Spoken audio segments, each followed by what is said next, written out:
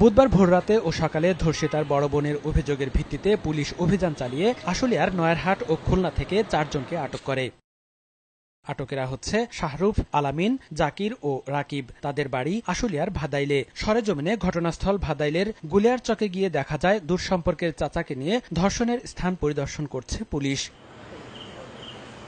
এ সময় নারী শ্রমিকের দূরসম্পর্কের চাচা সময় সংবাদকে জানান, গত 30 আগস্ট তার ভাতিজি ও তার বন্ধুসহ 4 জনকে নিয়ে ঘুরতে আসেন।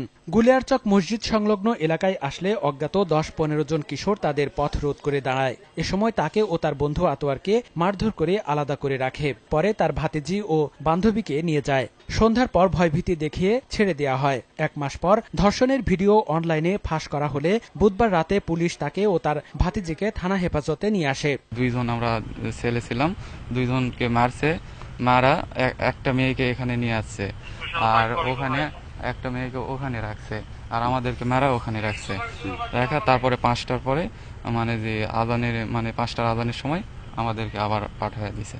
এলাকাবাসী জানান, স্থানটি জনশূন্য হওয়ায় মাদক সেবন থেকে শুরু করে ছিনতাইয়ের মতো ঘটনা ঘটে। এই এলাকারে হোক আর যে এলাকারে হোক, আমি বললে যে বাড়ি যা প্রেম করার এই জায়গা নাই। আমাকে মাঝে মাঝে এসে মারবারও আইসে। পুলিশ এসে অনেক সময় দূরে যায়, অনেক সময় দৌড়েও নিয়ে যায়, আবার বাইরে ঘুরে সাইডে থুয়ে যায়। এসে মনে করে যে 10-12 জন খাড়া হয়েছে, মনে করে এসে গাড়ি মেরে নিয়ে যায়।